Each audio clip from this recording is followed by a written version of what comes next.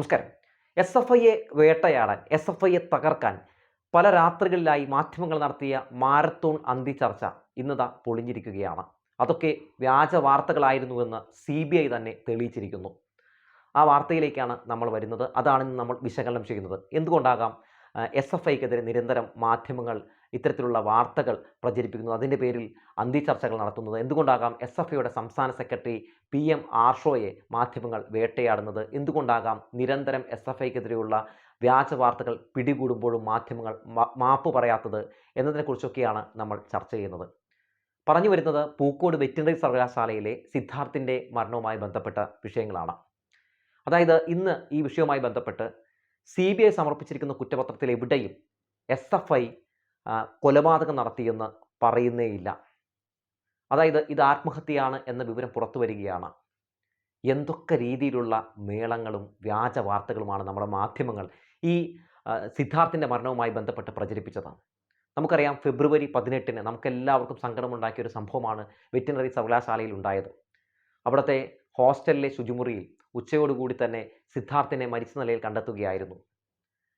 പിന്നീട് നമ്മൾ കണ്ടത് ഒരു രാഷ്ട്രീയ മുതലെടുപ്പിന് മാധ്യമങ്ങളും പ്രതിപക്ഷവും അത് ഉപയോഗപ്പെടുത്തുന്ന കാഴ്ചയാണ്. അതായത് മരിച്ചത് സിദ്ധാർത്ഥാണെങ്കിൽ കൊന്നത് SFI ആണ് എന്ന് ഉറപ്പിച്ചു പറയുകയായിരുന്നു പ്രതിപക്ഷവും മാധ്യമങ്ങളും. അല്ല, അങ്ങനെ വരുത്തി തീർക്കാൻ ശ്രമം നടത്തുകയായിരുന്നു. അതിൻ്റെ പേരിൽ VD സതീശനും സംഘവും പറഞ്ഞ ചില ആരോപണങ്ങളുടെ പേരിൽ അന്തിച്ചർച്ച നടത്തി SFI ആണ് അത് ചെയ്തത്, PM ആർഷോയ്ക്ക് പങ്കുണ്ട് എന്നൊക്കെ വരുത്തി തീർക്കാനുള്ള ശ്രമം നടത്തുകയായിരുന്നു. നിരന്തരം SFIക്കെതിരെയുള്ള വാർത്തകൾ മാധ്യമങ്ങളിൽ നിറഞ്ഞു നിന്നതുകൊണ്ട് തെറ്റിദ്ധരിക്കപ്പെട്ടതുകൊണ്ടാണോ എന്നറിയില്ല. സിദ്ധാർത്ഥിൻ്റെ അച്ഛനും ഒരവസരത്തിൽ പറഞ്ഞു, SFIയുടെ സംസ്ഥാന സെക്രട്ടറി PM ആർഷോയുടെ അറിവോടുകൂടിയാകാം ഇത് നടന്നിട്ടുണ്ടാവുക എന്ന്. അങ്ങനെ SFIയെയും PM ആർഷോയെയും നിരന്തരം വേട്ടയാടുന്ന കാഴ്ചയാണ് നമ്മൾ കണ്ടുകൊണ്ടിരുന്നത്. മാധ്യമങ്ങളിലൊക്കെ ഇത് തന്നെയായിരുന്നു പ്രധാനപ്പെട്ട ബ്രേക്കിംഗ് ന്യൂസ്. ഇപ്പോൾ സത്യം പുറത്തു വരികയാണ്. ഇതിൽ SFIക്ക് അല്ലെങ്കിൽ SFI എന്ന് പറയുന്ന സംഘടനയ്ക്ക് യാതൊരു പങ്കുമില്ല, ആത്മഹത്യയാണ് എന്ന വിവരം, എന്ന സത്യം CBIയുടെ കുറ്റപത്രത്തിൽ അവർ സമർപ്പിച്ച ആ റിപ്പോർട്ടിൽ പുറത്തു വരുമ്പോഴും മാധ്യമങ്ങൾ ഞങ്ങൾക്ക് തെറ്റുപറ്റി, ഞങ്ങളോട് ക്ഷമിക്കണം, PM ആർഷോ ഒരബദ്ധം സംഭവിച്ചു എന്ന് പറയാനൊന്നും നമ്മുടെ മാധ്യമങ്ങൾ തയ്യാറാകുന്നേയില്ല. ഒന്ന് ആലോചിച്ച് നോക്കണേ, എത്ര രാത്രികളാണ് SFIയുടെ സംസ്ഥാന സെക്രട്ടറി PM ആർഷോയെ ഇവർ വേട്ടയാടിയത്? ഒരു വിദ്യാർത്ഥി സംഘടനയുടെ സംസ്ഥാന സെക്രട്ടറി എന്നതിനപ്പുറത്തേക്ക് ഒരു കോളേജിൽ പഠിക്കുന്ന ഒരു പയ്യനല്ലേ, വളർന്നു വരുന്നൊരു പയ്യനാണ്, പൊതുസമൂഹത്തിൽ ജീവിക്കേണ്ട ഒരു പയ്യനാണ്. ഇത്തരത്തിലൊരു വാർത്ത, അതായത് ഇങ്ങനെയൊക്കെ ഒരു കൊലപാതകത്തിന് ചുക്കാൻ പിടിച്ച ഒരാളാണ് എന്നൊരു വ്യാജ വാർത്ത അടിച്ചുവിടുമ്പോൾ ആ പയ്യനെ ഈ സമൂഹം എങ്ങനെയാകും കാണുക? ഒന്ന് ആലോചിച്ച് നോക്കിയിട്ടുണ്ടോ? ഇത്തരത്തിലുള്ള വലിയ രീതിയിലുള്ള വ്യാജ വാർത്തകൾ പ്രചരിപ്പിച്ചപ്പോഴും ഒരിക്കൽ പോലും SFIയോ PM ആർഷോയോ ഒരു നിയമ നടപടിയൊന്നും സ്വീകരിക്കാൻ തയ്യാറായതേയില്ല എന്നതും എടുത്തു പറയുകയാണ്. ഒരുപക്ഷെ വൈകാരികമായ ആ നിമിഷത്തിൽ ആ അച്ഛൻ പറഞ്ഞതാകാം എന്ന് വിചാരിച്ചതുകൊണ്ടാകാം. പക്ഷേ മാധ്യമങ്ങൾ കാണിച്ച ഈ വ്യാജ വാർത്തയ്ക്കെതിരെ SFI ഇപ്പോൾ ഈ സത്യം പുറത്തു വരുന്ന സാഹചര്യത്തിലെങ്കിലും നിയമ നടപടികൾ സ്വീകരിക്കേണ്ടതാണ്. ആ സമയത്ത് സിദ്ധാർത്ഥിൻ്റെ മരണം SFIയുടെ തലയിൽ കെട്ടിവെക്കാൻ മനഃപൂർവ്വമായി തന്നെ മാധ്യമങ്ങൾ ശ്രമം നടത്തിയതാണ്. അത് പ്രതിപക്ഷത്തിനും KSUവിനും വേണ്ടിയാണ്. അതായത് ആ സമയത്താണ് സർവകലാശാലയിൽ ഇലക്ഷൻ നടക്കുന്നത്. അങ്ങനെ ഇലക്ഷൻ നടക്കുമ്പോൾ SFI എന്ന് പറയുന്ന വിദ്യാർത്ഥി സംഘടനയെ ഇല്ലാതാക്കാൻ, തൂത്തെറിയാൻ വേണ്ടി നടത്തിയ വെറും ഒരു നെറികെട്ട ഒരു മാധ്യമ പ്രവർത്തനവും രാഷ്ട്രീയവുമാണ് നമ്മൾ കണ്ടത്. എന്നിട്ട് എന്ത് സംഭവിച്ചു? വിദ്യാർത്ഥികളെ അങ്ങനെയൊന്നും തെറ്റിദ്ധരിപ്പിക്കാൻ കഴിയില്ല. ഈ വിദ്യാർത്ഥി സംഘടന എന്താണെന്നും ഈ വിദ്യാർത്ഥി സംഘടനയുടെ യഥാർത്ഥത്തിലുള്ള ലക്ഷ്യം എന്താണെന്നും അവർ മുന്നോട്ട് വയ്ക്കുന്ന മാതൃകകൾ എന്താണെന്നും ഒക്കെ നന്നായി തന്നെ കലാലയത്തിലെ ക്യാമ്പസുകളിലെ വിദ്യാർത്ഥികൾക്കറിയാം. അവർ അതുകൊണ്ട് വീണ്ടും SFIനെ തന്നെ ജയിപ്പിച്ചു വിട്ടു. ഭൂരിഭാഗം കോളേജുകളിലും ചരിത്രം കുറിച്ചുകൊണ്ട് SFI പലയിടങ്ങളിലുമൊക്കെ വലിയ സീറ്റുകൾ തൂത്തുവാരി വിജയത്തിൽ വന്ന കാഴ്ചയൊക്കെ നമ്മൾ കണ്ടു. തകർന്നടിയുന്ന കാഴ്ചയാണ് KSUവിൻ്റെ നമുക്ക് സീറ്റുകളിൽ കാണാൻ സാധിച്ചത്. KSUവിനെ കണ്ടം വഴി ഓടിച്ചു എന്ന് പറഞ്ഞാലും തെറ്റില്ല. മാധ്യമങ്ങളുടെ വാർത്തകൾ ഒന്നും തന്നെ ഏറ്റില്ല. ഇപ്പോൾ അതിനുശേഷം വീണ്ടും കണ്ടല്ലോ, നാദാപുരത്ത്, കൊയിലാണ്ടിയിൽ, കാര്യവട്ടത്ത്, ഇവിടെയൊക്കെ SFI വലിയ രീതിയിലുള്ള ആക്രമണം നടത്തുന്നു എന്ന് പറഞ്ഞ് ഒരു ഇടക്കാലത്തിന് ശേഷം വീണ്ടും SFI കടന്നാക്രമിച്ചുകൊണ്ട് അന്തിച്ചർച്ച നടത്തുന്ന കാഴ്ചയൊക്കെ നമ്മൾ കണ്ടു.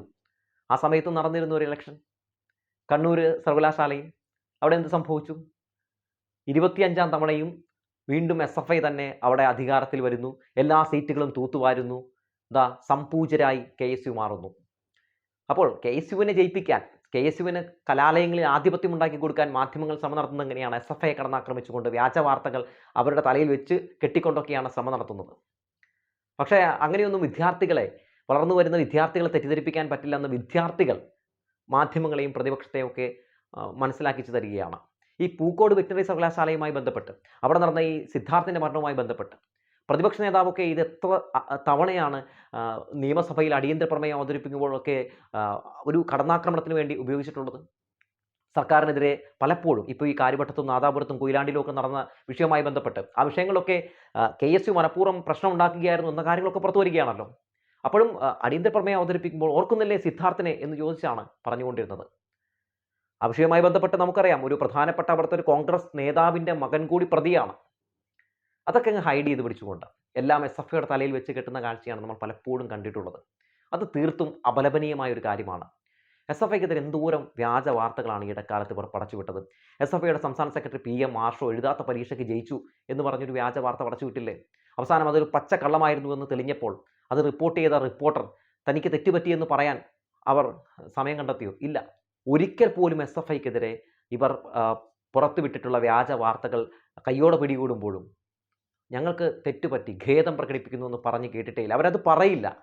കാരണം SFI എന്ന് പറയുന്ന വിദ്യാർത്ഥി സംഘടനയെ കടന്നാക്രമിച്ചുകൊണ്ട് CPMനെ ആക്രമിക്കുക, ഈ സർക്കാരിനെ ആക്രമിക്കുക എന്നതാണ് ഇവരുടെ പ്രധാനപ്പെട്ട അജണ്ട എന്ന് പറയുന്നത്.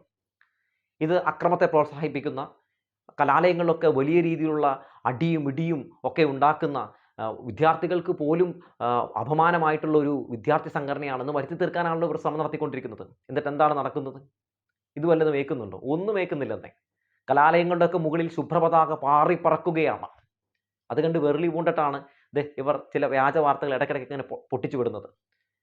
സത്യം തെളിയുമ്പോഴെങ്കിലും ഒരിക്കലെങ്കിലും മാധ്യമ പ്രവർത്തനമാണെന്നും ഞങ്ങൾ നടത്തുന്നതെന്ന് കാണിച്ചു കൊടുക്കാനെങ്കിലും, അല്ലെങ്കിൽ ഞങ്ങൾ മാധ്യമ പ്രവർത്തകരാണ്, മാപ്രകളല്ല എന്ന് കാണിച്ചു കൊടുക്കാനെങ്കിലും സത്യമൊക്കെ ഇതുപോലെ റിപ്പോർട്ട് ചെയ്യാം എന്ന് മാധ്യമങ്ങളെ ഓർമ്മപ്പെടുത്തുകയാണ്. നമുക്കറിയാമല്ലോ KSUവിന് എങ്ങനെയാണ് കലാലയങ്ങൾ നഷ്ടപ്പെടുന്നത്. KSU കലാലയങ്ങളിലൊക്കെ ഭരിച്ചുകൊണ്ടിരുന്ന സമയങ്ങളിൽ എന്തായിരുന്നു കലാലയങ്ങളുടെ അവസ്ഥ? ചോര കെട്ടിക്കിടക്കുന്നൊരവസ്ഥയായിരുന്നില്ലേ?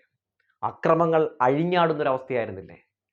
ആർക്കെങ്കിലും ഭയപ്പാടില്ലാതെ കോളേജുകളിൽ പോകാൻ പറ്റുമായിരുന്നു. അങ്ങനെ അവർ വലിയ രീതിയിൽ ഗൂണ്ടായിസം നടത്തിക്കൊണ്ടിരിക്കുന്ന ഒരു സമയത്താണ് SFI എന്ന് പറയുന്ന വിദ്യാർത്ഥി സംഘടന അവരെയൊക്കെ തൂത്ത് വാരിക്കൊണ്ട് കലാലയങ്ങളിൽ ചിരിയുടെയും സ്നേഹത്തിൻ്റെയും സന്തോഷത്തിൻ്റെയും ഒക്കെ കട തുറക്കുന്നത്. പിന്നീട് വന്ന വിദ്യാർത്ഥികളൊക്കെ അവർക്കൊപ്പം കൂടി.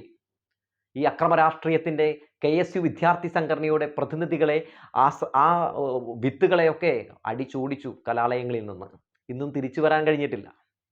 തിരിച്ചു വരാൻ പലവട്ടം, പല ആവർത്തി, പല ശ്രമങ്ങൾ നടത്തുന്നുണ്ടെങ്കിലും വിദ്യാർത്ഥികൾക്ക് എന്നും കമ്പം SFIയോട് തന്നെയാണ്. SFI മുന്നോട്ട് വയ്ക്കുന്ന രാഷ്ട്രീയത്തോടാണ്. ആ രാഷ്ട്രീയത്തെ അപകീർത്തിപ്പെടുത്തിക്കൊണ്ട്, ആ രാഷ്ട്രീയത്തെ മോശമായി ചിത്രീകരിച്ചുകൊണ്ട് എത്രയധികം വ്യാജ വാർത്തകൾ വന്നു. എന്നിട്ടും വിദ്യാർത്ഥികൾ കൈവിട്ടോ ആ കൊടി? ആ ശുഭ്രപതാക അവർ കൈവിടുന്നില്ല. അവർ മുറുകെ പിടിക്കുകയാണ്.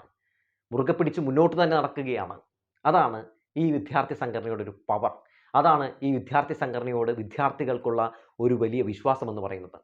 പ്രതിപക്ഷം എന്തായാലും SFIക്കെതിരെ ഉന്നയിക്കുന്ന ആരോപണങ്ങൾ, അല്ലെങ്കിൽ SFIക്കെതിരെ നടത്തുന്ന നികൃഷ്ടമായിട്ടുള്ള ചില പ്രതികരണങ്ങൾ തിരുത്താൻ ഒരിക്കലും തയ്യാറാകില്ല. നമുക്കറിയാമല്ലോ, ധീരജിൻ്റെ കൊലപാതകവുമായി ബന്ധപ്പെട്ട് KPCC പ്രസിഡന്റ് K. സുധാകരൻ എന്താണ് പറഞ്ഞത്?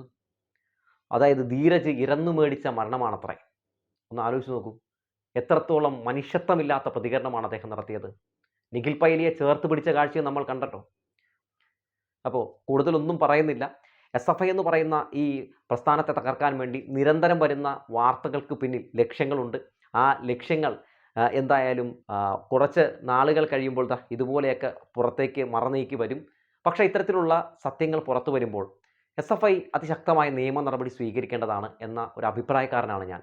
ഈ നാട്ടിലെ ഏതൊരു സാധാരണക്കാരനുമുള്ള പ്രിവിലേജ് മാത്രമേ ഈ നാട്ടിലെ മാധ്യമപ്രവർത്തകർക്കുമുള്ളൂ എന്ന കാര്യം ആദ്യം മനസ്സിലാക്കുക. അത് മനസ്സിലാക്കി കഴിഞ്ഞാൽ പിന്നെ ഇത്തരം തെമ്മാടിത്തരങ്ങളെയൊക്കെ നമുക്ക് ഈസി ആയിട്ട് നമുക്ക് ഇല്ലാതാക്കാൻ ശ്രമം നടത്താൻ പറ്റും. ഒറ്റക്കെട്ടായി ശ്രമം നടത്താൻ പറ്റും. എന്തായാലും മാധ്യമങ്ങൾ അധാർമിക മാധ്യമ പ്രവർത്തനം നടത്തി ഇനി തിരികെ വരുമെന്ന് എനിക്ക് തോന്നുന്നില്ല. കാരണം ഒരുപാട് മാധ്യമങ്ങളൊക്കെ ഓരോ ദിവസവും പൊട്ടിമുളിക്കുന്ന സാഹചര്യമാണ് കണ്ടുകൊണ്ടിരിക്കുന്നത്. അതുകൊണ്ട് പരസ്യം കിട്ടണമെങ്കിൽ ഇത്തരം കുത്തിത്തിരിപ്പ് വാർത്തകൾ കൂടിയേ തീരൂ. അതുകൊണ്ട് ബിസിനസ് രാഷ്ട്രീയത്തിന് വേണ്ടി, ബിസിനസ് നടക്കാൻ വേണ്ടി മാപ്രകൾ സ്വയം ഇങ്ങനെ പരിഹാസ്യരായി മാറുകയാണ്. അതുകൊണ്ട് ഇന്നിൻ്റെ കാലത്ത് മാധ്യമപ്രവർത്തകരുണ്ടോ എന്ന് ചോദിച്ചാൽ ഒന്നോ രണ്ടോ മാധ്യമപ്രവർത്തകരുണ്ട് എന്ന് നമുക്ക് പറയാം. അല്ലാതെ എല്ലാവരും മാധ്യമപ്രവർത്തകരാണെന്ന് നമുക്ക് പറയാൻ കഴിയില്ല.